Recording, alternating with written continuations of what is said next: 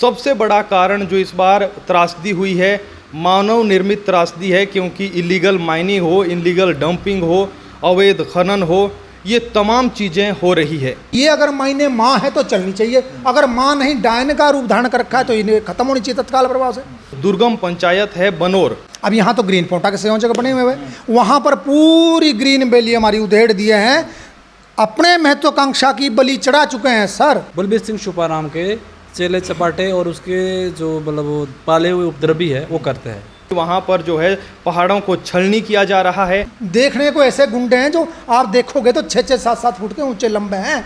पहाड़ खत्म नहीं हुए हैं, लेकिन उस पहाड़ ने, उन पहाड़ों ने नुकसान करना शुरू कर दिया है। मैं तो ये कहता हूँ कि अगर इनके अंदर नैतिकता नाम की कोई या मूल्य इनके अंदर है, तुरंत प्रभाव से इनको जो है प्रेस क्लब अध्यक्ष से इस्तीफा देना चाहिए। और आज नुकसान इतना हो चुका है कि 1 दर्जन से ज़्यादा परिवार डर के साए में रहने को मजबूर है। हम तो माइन माफियाओं के इस कार्य प्रणाली से तोस नदी में समाने को आ ही गए तैयार। जो दिन रात मेहनत करते हैं, खेतीबाड़ी करते हैं विकट परिस्थितियों में, वो लोग आज अपना काम धाम छोड़कर पांवटा साहिब पहुंचे, पत्रकारों के सामने पहुंचे। आपके प्रेस क्लब के अध्यक्ष है, वो एक हिसाब से पूरे माइन के मालिक है वो, लेकिन जाते नहीं है, जिम्मेदारी नहीं लेते। सर मैं 8 कमरे उजाड़ के आ चुका हूँ वहाँ से, जब वो पूरा मकान अंदर गिर चुका है। जो निरीक्षण होता है नेताओं का, आखिर धरातल पर इसका कोई असर होता भी है या फिर उसी दौरान चंद हेडलाइन में वो निरीक्षण खो जाता है। अब उन्होंने क्या रिपोर्ट बनाई इसके बारे में हमें कोई पता नहीं है, ना हमें कोई उस रिपोर्ट की जानकारी मिली है। ये तो वो लोग बोल रहे हैं जिनका धूल तक भी नहीं, जिनको जाति और अच्छा खासा टनेज मिलता है। ऐसे समय में जान से मारने की धमकी दी जाती है अगर कोई आवाज़ उठाता है। तो इस तरह पूरा गांव हमारा उजड़ेगा, खत्म हो जाएगा। आपने सुरंगें बना रखी है, आपने 500-500 फुट जो है माइनिंग के नाम पे ये खड़ा 90 डिग्री का काट रखा, तो बौखला गए वो, इतने बौखला गए, उनको ये लगा कि अब तो ये काला कारोबार का एकदम काला चिट्ठा आगे तक ले जाएंगे। एसडीएम साहब मौके पर आए थे, एमओ साहब भी आए थे। जिनकी वो मायने हैं, उस क्षेत्र में लोग मुसीबत में हैं, इतनी बड़ी त्रासदी आई है, लोग बेघर होने के कगार पर है। कोई सूद लेने आया, किसी ने पूछा कि क्या दिक्कत है, हमारी माइनों की वजह से हो रही है, हम आपकी मदद करते हैं। क्योंकि इनका ये मकसद है कि कोई भी ग्रामीण कोई भी जो जिनका नुकसान है वो आगे ना आए, तो उन्हें डरा धमका के उन्हें वहाँ से हटाया जाए। अरबों रुपए उनके पास जाता है, उन लोगों के पास काली कमाई का हिस्सा। मेरे ससुराल में ये संदेशा पहुंचाया गया कि इसको रोको, ये बोलता क्यों है, और इसको हम खत्म करेंगे, इसको गाड़ी के नीचे कुचलेंगे। क्लीन पांवटा, ग्रीन पांवटा के संयोजक, आखिर 73 वर्षीय संयोजक जी, जिन लोगों का कुछ भी नुकसान नहीं हो, अरबों रुपए ले गए। ये सारा बैंक स्टेटमेंट चाहिए हमें, उनके जीएसटी फर्म की भी पूरी बैंक स्टेट अथोराइज्ड सिग्नेटरी के साथ, उसमें काला चिट्ठा सारा खुल जाएगा। माइनिंग पे जो ये ग्रीन पांवटा वाले हैं, माइनिंग पे उनका क्या रोल रहता है? वो तो जो असली जो कागज पे ऑनर है वे तो दिल्ली बैठे हुए, उनको तो वे तो रिप्रेजेंट, उनको तो पूरा ठेका दिया हुआ है कि आप निचोड़ो, और उन्होंने तो हमें जब बाहुबली ठेकेदारों द्वारा किसी तरह भी उन्होंने निचड़वाया है हमें। बशर्ते हमें लोग ये भी कहते नजर आए कि वहाँ पर साफ तौर पर कह देते हैं कि आप जा रहे हैं तो अपनी जिम्मेवारी पर जाएंगे, आते हुए आपकी टांग बाजू टूट जाए तो अलग बात है। लेकिन हमने कहा कि चलिए हम भी देखते हैं, 5-6 साल के पत्रकारिता के जो अनुभव है उसमें हम भी देखें कि आखिर ऐसा जो है, हम दिल्ली, बिहार, हैदराबाद, ना जाने कहाँ कहाँ पत्रकारिता की है, और जब वहाँ पर हमने हालात देखे हैं तो घर आकर हमारे पड़ोस में ही अगर ऐसे हालात है तो वो भी हम देखना चाहेंगे। गुंडागर्दी का जो नंगा नाच कोई खेल रहा है उसको पूरे खतवाड़ में ना सर, वो बलबीर छुपाराम की माइन में हो रहा है। अगर कुछ हो जाता है तो आखिर जवाबदेही किसकी होगी? ये तो चीख चीख कर कह रहे हैं कि हमें जान से मारने की धमकी तक दी जाती है। लेकिन जिन लोगों को नुकसान हुआ है वो लोग काम धाम छोड़कर अपना पांवटा साहिब पहुंचे हैं, अपनी आवाज़ जो है सरकार तक पहुंचाने के लिए। लेकिन फिलहाल हमें तो अभी तक लगा है कि कोई आवाज़ नहीं पहुंची है। नमस्कार, पहाड़ प्राइम देख रहे हैं आप, मैं हूं आपके साथ जयप्रकाश तोमर। बरसात ने इस साल हिमाचल प्रदेश में खूब कहर बरपाया। युवा मंत्री विक्रमादित्य सिंह बेबाकी से लगातार कहते रहे, क्योंकि उन्होंने फील्ड में जाकर ग्राउंड जीरो पर जो प्रभावित है उनसे बातचीत की। ना केवल सिरमौर, लगभग तमाम ज़िलों में वो गए, तो वो बेबाकी से कहते नज़र आए कि सबसे बड़ा कारण जो इस बार त्रासदी हुई है मानव निर्मित त्रासदी है, क्योंकि इलीगल माइनिंग हो, इलीगल डंपिंग हो, अवैध खनन हो, ये तमाम चीज़ें हो रही है। लेकिन उन्होंने ये भी कहा कि जब अगर हमें इसे रोकना होगा तो हमें लड़ना होगा, क्योंकि कई जो है विपदाएं रास्ते में आएगी। क्योंकि जो खनन माफिया होता है, अवैध खनन जो करते हैं, ये इनका संपर्क कई नेताओं से और एक जो है बहुत बड़े पैमाने पर रहता है, दबदबा रहता है। पांवटा साहिब में इस वक्त हम मौजूद है। यहाँ से तकरीबन 30-35 किलोमीटर दूर दुर्गम पंचायत है बनोर। वहाँ पर चूना पत्थर के लिए वो पंचायत जानी जाती है। मेरी उम्र तकरीबन 31-32 साल अगर उम्र है, तो मैं तब से लेकर देख रहा हूँ कि वहाँ पर जो है पहाड़ों को छलनी किया जा रहा है। लेकिन वो पहाड़ अभी तक ख़त्म नहीं हुए हैं। पहाड़ ख़त्म नहीं हुए हैं, लेकिन उस उन पहाड़ों ने नुकसान करना शुरू कर दिया है। और आज नुकसान इतना हो चुका है कि 1 दर्जन से ज़्यादा परिवार डर के साए में रहने को मजबूर है। बीते दिनों जब मीडिया में खबरें चली तो प्रशासनिक अधिकारी, एसडीएम हो, तहसीलदार हो, पूर्व विधायक हो, वहाँ पर निरीक्षण करने पहुँचे। उन लोगों को लगा कि कुछ होगा, हमारी सुनवाई होगी, कुछ मदद होगी। लेकिन निरीक्षण के बाद क्या हुआ? कुछ भी नहीं हुआ। और वो लोग, पहाड़ के वो लोग जो दिन रात मेहनत करते हैं, खेतीबाड़ी करते हैं विकट परिस्थितियों में, वो लोग आज अपना काम धाम छोड़कर पांवटा साहिब पहुँचे, पत्रकारों के सामने पहुँचे, इसलिए क्योंकि चौथे स्तंभ पर उन्हें आज भी विश्वास है। अब कितना विश्वास है और क्या अभी तक हुआ इस मसले पर, इस बारे में उनसे बातचीत करेंगे और समझेंगे कि जो निरीक्षण होता है नेताओं का, आखिर धरातल पर इसका कोई असर होता भी है या फिर उसी दौरान चंद हेडलाइन में वो निरीक्षण खो जाता है। बनोर पंचायत के कई गांव, छिड़ी खतवाड़ इलाके में कई गांव जमींदोज होने की कगार पर है। बड़ी बड़ी दरारें वहां पर आ चुकी है। लेकिन ये वो आम लोग हैं जिन्हें माइनिंग है उससे कोई लाभ नहीं हो रहा है। उन लोगों से बातचीत करेंगे, समझेंगे कि आखिर दिक्कत कहाँ आ रही है। और आज की तारीख में जब हम आज़ादी का अमृत महोत्सव मना रहे हैं, ऐसे सिचुएशन में, ऐसे समय में जान से मारने की धमकी दी जाती है अगर कोई आवाज़ उठाता है। इन लोगों के आप चेहरे देख सकते हैं। तमाम लोग पहुँचे हैं, बुजुर्ग है, युवा है, अपने हक के लिए आवाज़ उठा रहे हैं। लेकिन क्या करें जब जो है उस पर कोई सुनवाई ना हो। सर, सबसे पहले आप लोग अपना परिचय दें, दे दें एक बार सब लोग। क्या नाम है सर आपका? अमर शर्मा।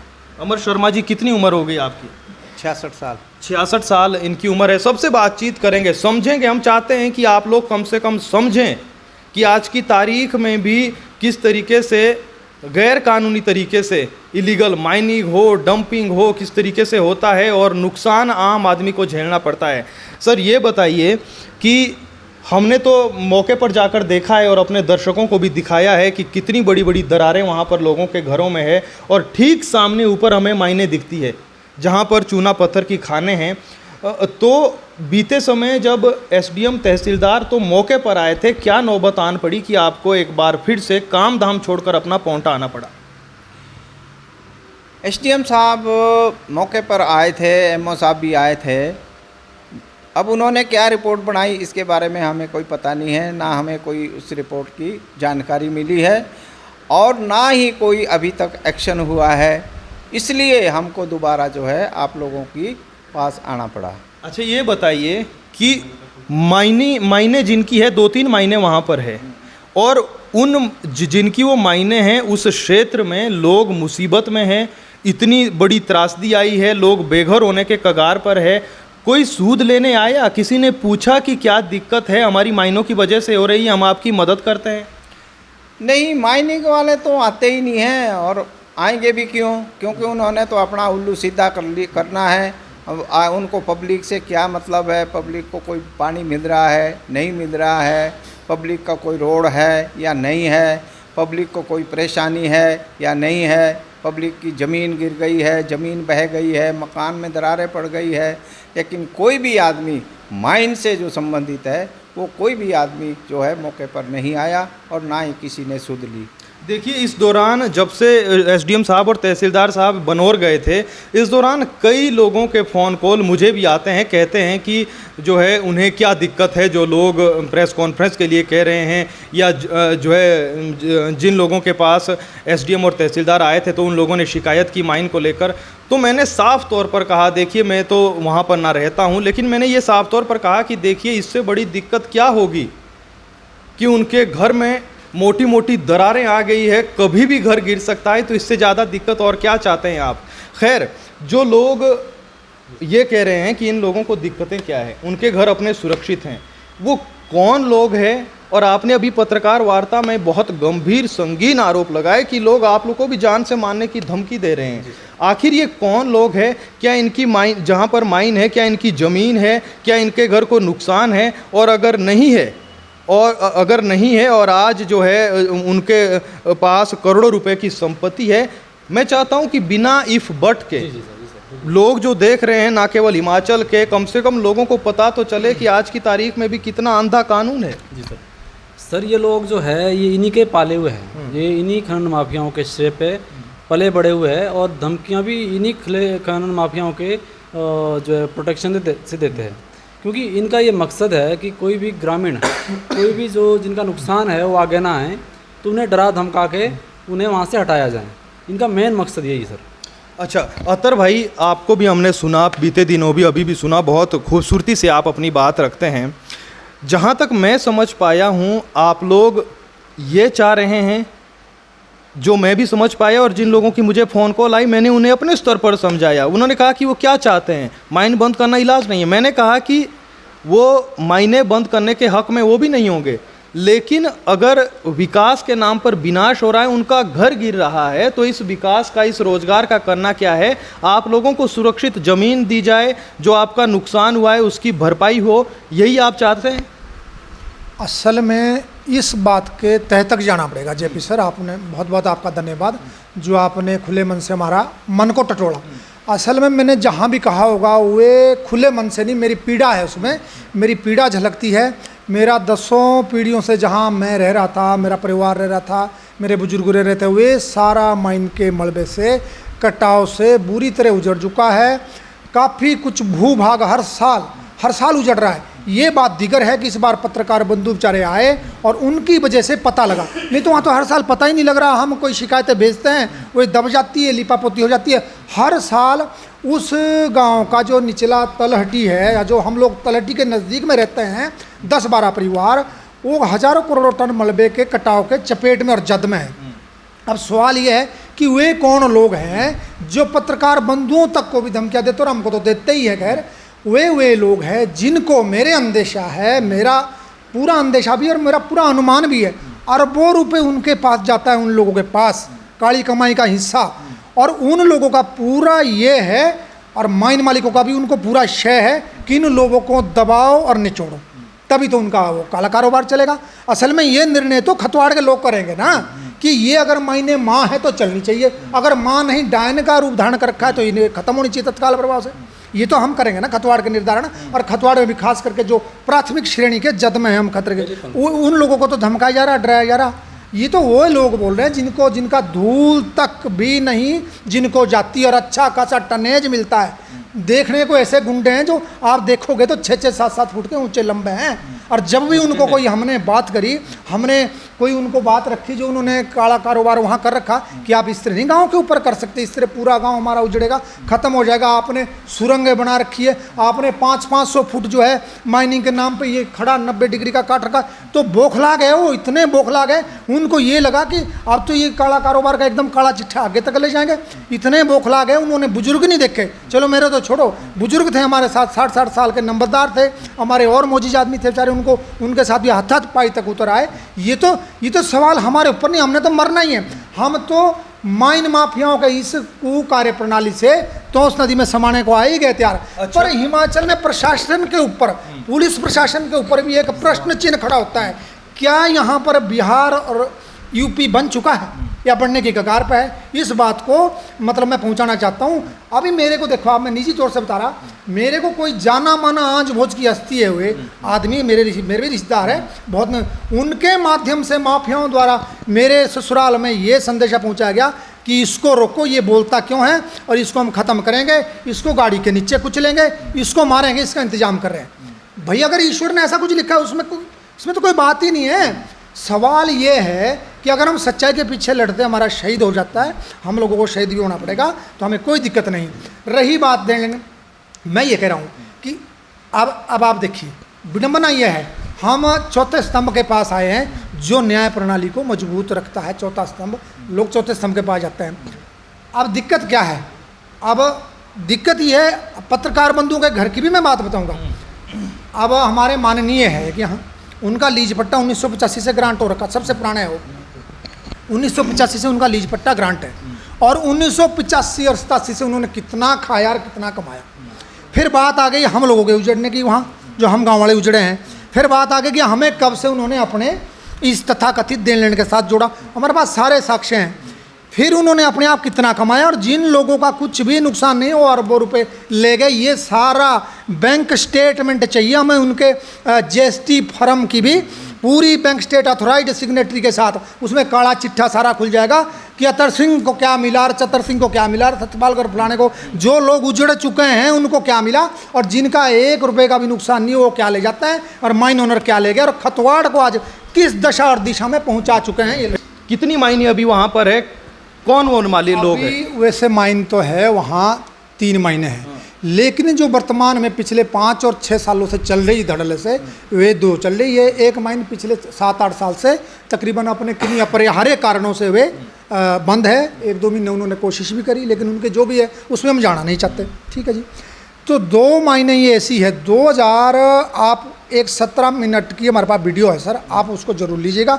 वो जिम्मेदार आदमी है, नंबरदारों के परिवार से, डॉक्टर साहब है वे, उन्होंने सारा उस पर रखा हुआ है, पूरे घटना पे प्रकाश डाला हुआ है। तो वहाँ पर 2 मायने हैं, करोड़ों टन मलबा नीचे गिरा जाता है। अब दिक्कत ये कि अब वे कौन है? वे हैं क्लीन पांवटा ग्रीन पांवटा के संयोजक। अब यहाँ तो ग्रीन पांवटा के संयोजक बने हुए हैं, वहाँ पर पूरी ग्रीन वैली हमारी उधेड़ दिए हैं, अपने महत्वाकांक्षा की बलि चढ़ा चुके हैं सर।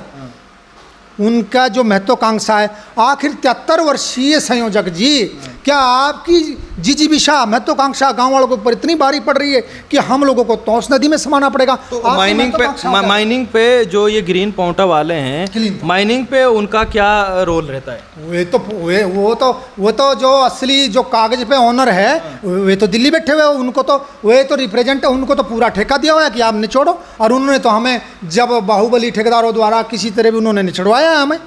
ये और भी बैठे हुए गाँव वाले, सवाल मेरी नहीं है, लेकिन मैं तो खुल के बात करूंगा ही ना। उन्होंने सच पूछो तो कभी भी इस खतवाड़ वासियों की जब भी माइनिंग के कारण समस्या आई, हम निस्तांतरण के लिए इनके पास गए, कभी भी नहीं हमारी सूद ली। इन्होंने तो हमारा हमेशा मजाक बनाया, और अपना जो इनका है उसके दम पे कि हम तुम्हें निचोड़ेंगे।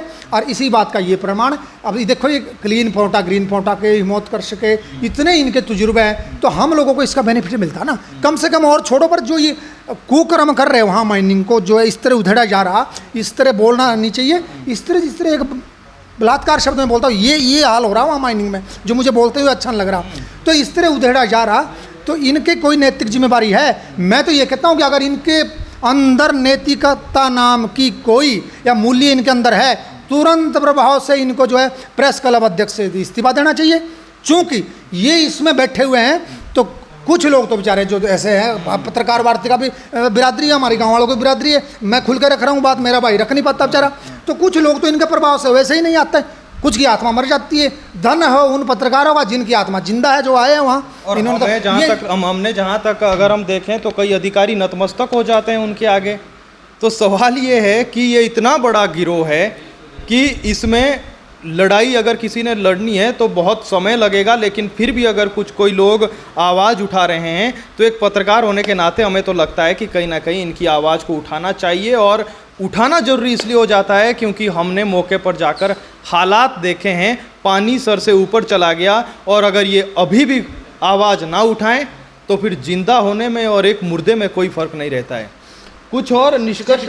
एक मेरा गुजारिश और है, मुझे अपनी पीड़ा को व्यक्त करते हुए इसलिए खुशी हो रही कि और तो कुछ होने वाला नहीं है। आप लोगों के कोई स्वतंत्र पत्रकार बंधु हैं, उनके वैसे कुछ हो जाए, न्याय मिल जाए, पर कम से कम पीड़ा को हम रख रहे हैं। कोई पूछ रहा है हमारी पीड़ा को, तो हम इसी में भी अपनी आंशिक रूप से जीत समझते हैं। अब आप देखिए कि अब मैं इनको दो ही बातें बताने को है कि एक तो तथाकथित लेन देन आगे रखना, शर्म नहीं है कि नुकसान के एवज में 10% 15% भरपाई नहीं हुई अभी, इस बात की शर्म नहीं है, वो आगे रखना, और एक गुंडों द्वारा धमकी दिलाना, ये दो चीज़ें। मैं ये बताता हूँ अध्यक्ष साहब को, जो आपके प्रेस क्लब के अध्यक्ष है, वो एक हिसाब से पूरे माइन के मालिक है वो, लेकिन जाते नहीं है, जिम्मेवारी नहीं लेते। पूरा उनका मतलब उनका लबोलबाब, उनका पूरा माया जाल ऐसा है कि वो यहीं से हाथ जोड़ के काम कर रहे हैं। हमारा टॉस नदी तक उन्होंने इंतजाम कर दिया है और अभी भी नहीं हट रहे। उनके अंदर नैतिकता है, उनको तुरंत प्रभाव से मायने बंद कर देनी चाहिए। आखिर कितनी महत्वाकांक्षा है आपकी, कितनी महत्वाकांक्षा बढ़ गई, खत्म करके हटोगे क्या? जब 2-4 परिवार वहाँ मर जाएंगे मलबे के कटाव के चक्कर में नीचे टॉस नदी में, तब हटोगे आप। और उनको मैं एक चुनौती देता हूँ, उम्र के हिसाब से मैं आमंत्रण करता हूँ, और जितना उन्होंने वहाँ करा है, हम लोगों को दुखी करा है कभी हमारी बात, तो उनको मैं चुनौती देता हूँ कि आप आइए, शालीनता से हम आपके साथ डिबेट करेंगे। उम्र का पूरा ध्यान रखा जाएगा कि कब से आपने वहाँ से करोड़ों अरबों रुपए कमाना शुरू करा और कितना आप कमाए हैं, कितना दुखियारों को दिए हैं, जो आप लोगों के मलबे से उजड़े उनको क्या दिए हैं, और कितना वहाँ से बाहर गया है अरबों रुपए, उसका हम जो है हमारे पास फैक्ट एंड फिगर है। पर हम तब बैठेंगे जब ये पूरी जो इनका फर्म का खाता है उसकी अकाउंट स्टेटमेंट अथॉराइज्ड जो बैंक का प्रमुख होगा उसकी अथॉराइज्ड सिग्नेटरी के साथ आएंगे, तो हम बिल्कुल सामने रखेंगे देन लेन।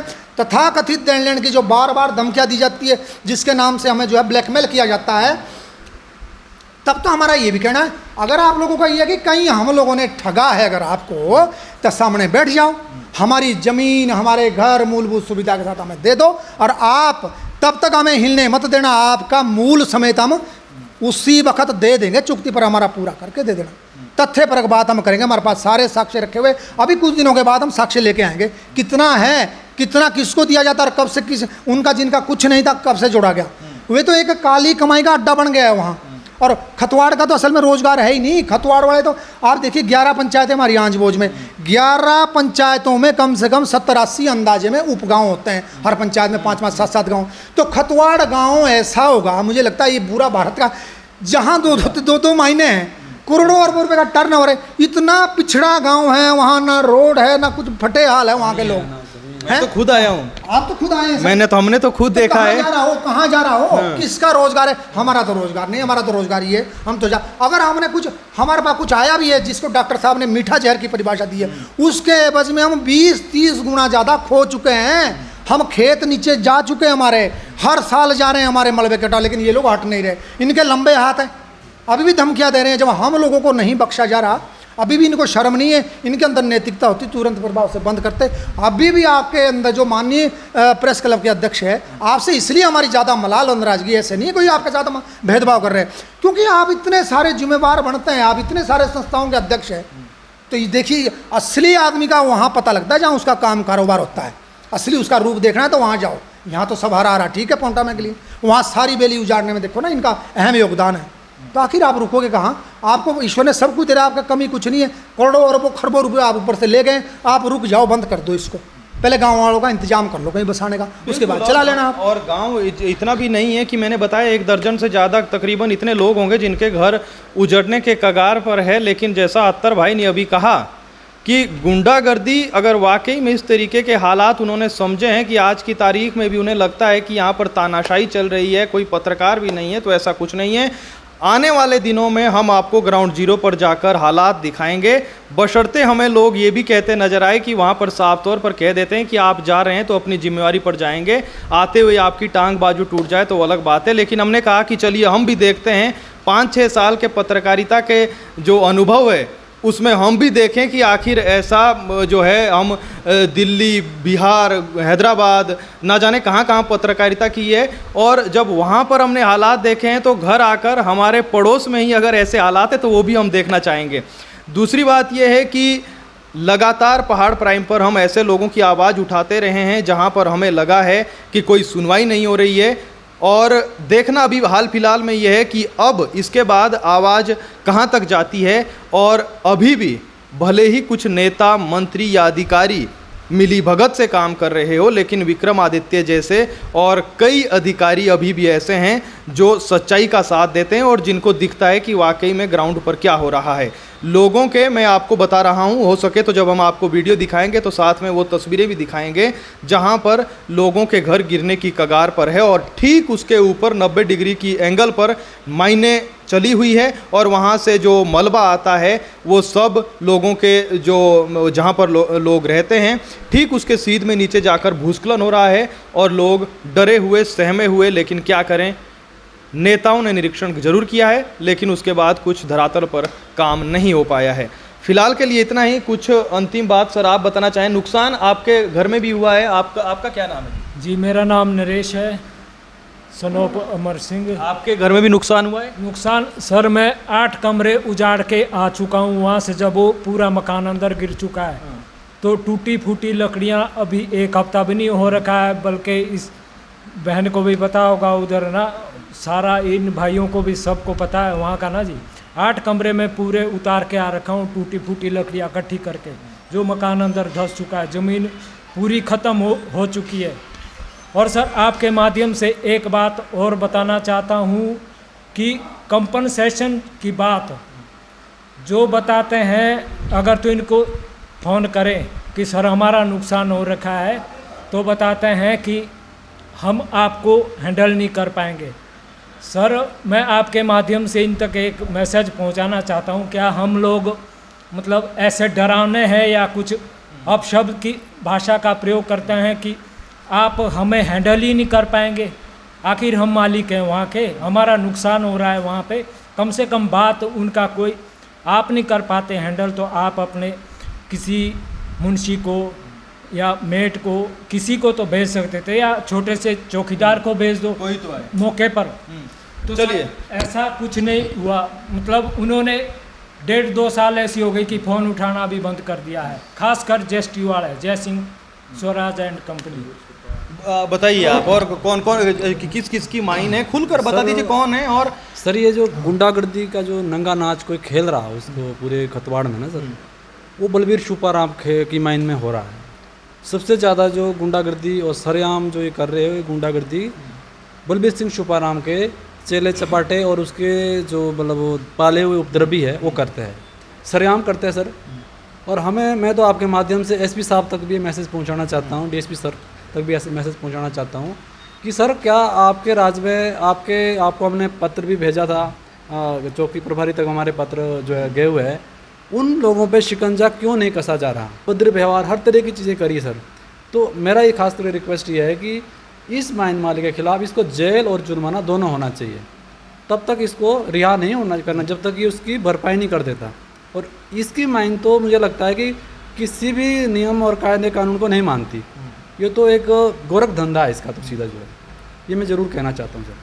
तो वाकई में है, अगर इन लोगों का मनोबल आप देखिए कि कितना ऊंचा है, कि अगर वाकई में इन लोगों को जो हमारे क्षेत्र के लोग आए हैं आवाज़ उठा रहे हैं, अगर कुछ हो जाता है तो आखिर जवाबदेही किसकी होगी? ये तो चीख चीख कर कह रहे हैं कि हमें जान से मारने की धमकी तक दी जाती है। और एक और बड़ा असमानता आप देखिए वहाँ पर कि जिन लोगों के घरों को, ज़मीन को कोई नुकसान नहीं है, वो लोग, उन लोगों को जो है वो लोग लाखों रुपए कमा रहे हैं और जो है उन्होंने बड़ी बड़ी बिल्डिंगें, ज़मीनें ली हुई है। लेकिन जिन लोगों को नुकसान हुआ है वो लोग काम धाम छोड़कर अपना पांवटा साहिब पहुँचे हैं अपनी आवाज़ जो है सरकार तक पहुँचाने के लिए। लेकिन फ़िलहाल हमें तो अभी तक लगा है कि कोई आवाज़ नहीं पहुँची है। अब अगर हमारी वीडियो, हमें तो मालूम है कि स्थानीय प्रशासन तो हमारी जो है खबरें देखता है, तो आप लोग इसमें कुछ ना कुछ संज्ञान लेंगे, अन्यथा फिर इस हिसाब से, अगर खबरों के हिसाब से आपने देखना है तो आगे हम जब मौके पर जाएंगे और पूरी दुनिया को दिखाएंगे कि वाकई में हकीकत क्या है, तो फिर पूरा हिमाचल देखेगा।